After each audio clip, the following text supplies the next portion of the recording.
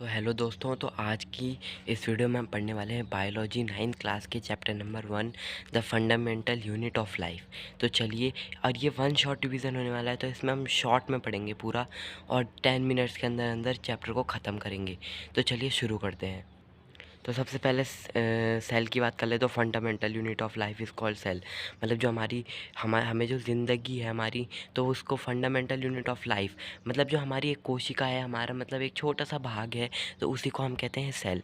और cell first organise made of all living organism, और जितने भी लिविंग ऑर्गेनिजम्स होते हैं ना, वो सेल से बने होते हैं। और cell was first discovered by Robert Hooke, और रॉबर्ट हुक ने पहले सेल डिस्कवर किया था। बाकी के नोट्स आप देख लीजिए। उसके बाद पढ़ेंगे कि टाइप्स ऑफ सेल होते हैं प्रोकैरियोटिक और यूकैरियोटिक।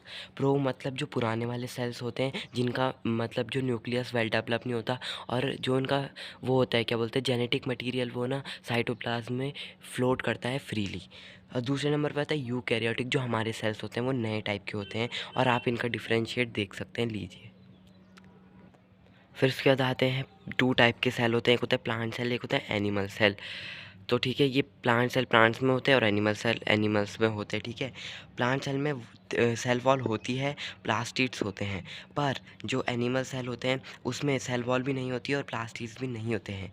वैक्यूल, और जो वैक्यूल्स होते हैं प्लांट सेल में, वो बहुत बड़े बड़े साइज़ में होते हैं, और जो एनिमल सेल में वैक्यूल्स होते हैं वो बहुत ही छोटे छोटे होते हैं। ठीक है, और जो इसमें प्लांट सेल में टोनोप्लास्ट प्रेजेंट होता है, और जो एनिमल सेल में उसमें टोनोप्लास्ट एब्सेंट होता है।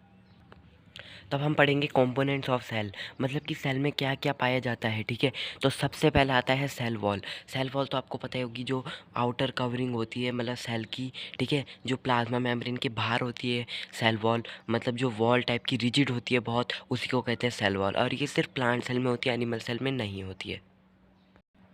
दूसरे नंबर पे आता है प्लाज्मा मेम्ब्रेन। प्लाज्मा मेम्ब्रेन क्या होती है कि ये भी आउटर कवरिंग होती है, पर ये सेल वॉल के अंदर होती है, और एनिमल सेल में ये सबसे आउटर कवरिंग होती है।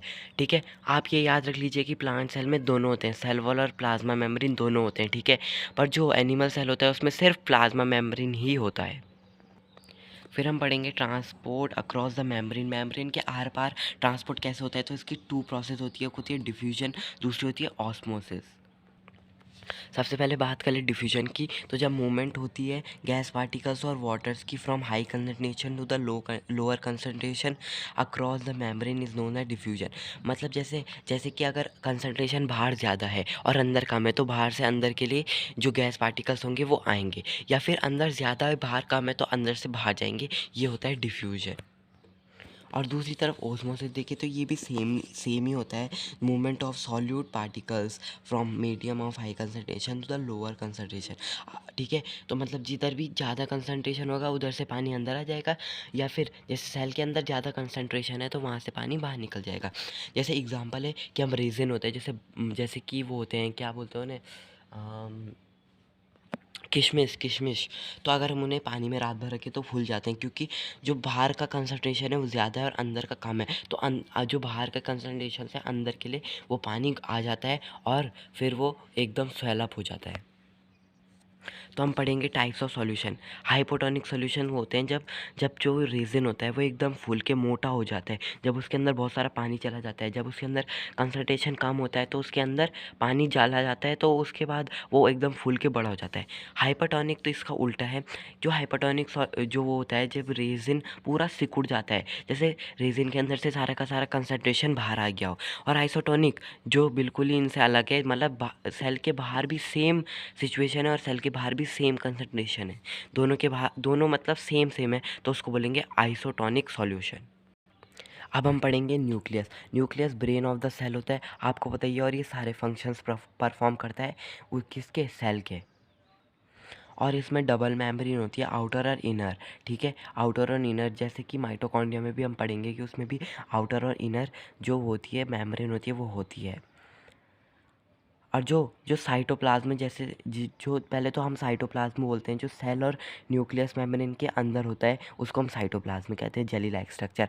पर जो जेली लाइक स्ट्रक्चर न्यूक्लियस के अंदर होता है उसे हम बोलते हैं न्यूक्लियस प्लाज्म। और जो न्यूक्लियस प्लाज्म होता है वो कंटेन करता है जेनेटिक मटेरियल, जैसे कि क्रोमोसोम्स, क्रोमोटिन्स और डीएनए वगैरह वगैरह। ठीक है, अब आता है हमारे सामने माइटोकॉन्ड्रिया। तो माइटोकॉन्ड्रिया को हम कहते हैं power house of the cell, और ये प्रोड्यूस करता है एटीपी, एडोसिनाइन ट्राइफॉस्फेट, ये सेल के लिए। और ठीक है, इसके पास इसका ओन डीएनए और राइबोसोम्स होते हैं। आपको याद रखना है कि सिर्फ माइटोकॉन्ड्रिया होते हैं जिनके पास इनका अपना डीएनए और राइबोसोम्स होते हैं। तो बाकी आप इनके नोट्स भी देख सकते हैं। तो अब आता है हमारे पास endoplasmic reticulum. Endoplasmic reticulum large network होता है membrane bounded tubes and sheets का। इसके टू टाइप्स होते हैं, एक होता है स्मूथ एंडोप्लाज्मिक रेटिकुलम, एक है रफ एंडोप्लाज्मिक रेटिकुलम। इनको स्मूथ और रफ इसलिए कहा जाता है, जो स्मूथ एंडोप्लाज्मिक रेटिकुलम है उसके बाहर से राइबोसोम्स अटैच नहीं होते हैं, तो वो स्मूथ हो जाता है। और जो रफ एंडोप्लाज्मिक रेटिकुलम होता है उसके बाहर से राइबोसोम अटैच होते हैं, तो वो ऐसे रफ सा दिखने में होता है, तो उसी को रफ एंडोप्लाज्मिक रेटिकुलम कहा जाता है। और जो ईआर होता है वो रिस्पॉन्सिबल होता है transport between the cell and cytoplasm. ठीक है, तो अब आगे आता है हमारे पास गोल्गी apparatus।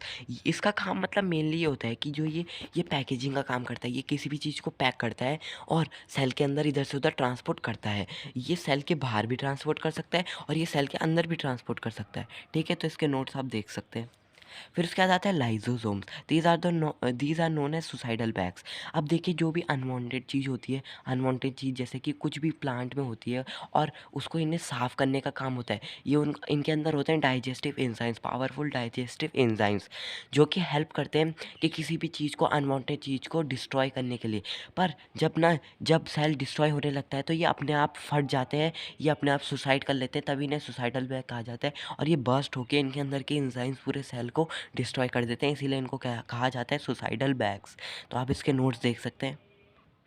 अब आता है वैक्यूल्स। वैक्यूल्स क्या होता है कि ये these are the fluid filled bags with like structure. मतलब ये इनके अंदर ऐसा लगता है फ्लूइड मतलब इनके अंदर पूरा भरा हुआ रहता है फ्लूइड। और ये मतलब जैसे खाना होता है सेल का, और भी चीज़ों को स्टोर करके रखता है अपने अंदर। तो आप ये देख भी सकते हैं इसके नोट्स। तो अब आता है हमारे पास सेल डिवीज़न। तो सेल डिवीज़न क्या होता है कि टू टाइप्स का होता है, एक होता है माइटोसिस, एक होता है मियोसिस। अब क्या होता है कि जो सेल डिवीज़न में क्या होता है, जो पुराने सेल होते हैं वो ना, जैसे कोई पुराना सेल हो जाता है तो उसके ना टू पार्ट्स हो जाते हैं उसके न्यूक्लियस के, फिर उसके भी टू पार्ट्स हो जाते हैं, तो वो दो अलग अलग सेल बन जाते हैं। ऐसे ही 2 के 4, 4 के 8, 8 के 12, ऐसे ऐसे करके वो बढ़ते जाते हैं। तो गाइज़ आज के लिए इतना ही, मतलब इतना ही क्या, आप तो ख़त्म हो चुका है पूरा चैप्टर। और ये देखिए आपके लिए एक्स्ट्रा क्वेश्चंस ये रहे, आप इनको नोट्स कर लीजिए, और ये एक्स्ट्रा क्वेश्चंस है आपके लिए। तो गाइज़ अगर आपको पसंद आई वो वीडियो तो लाइक कर देना, और ये मेरी सेकंड वीडियो थी तो इसको सब्सक्राइब भी कर देना। ठीक है, चैनल को सब्सक्राइब कर देना, like the video. Thanks for watching, bye.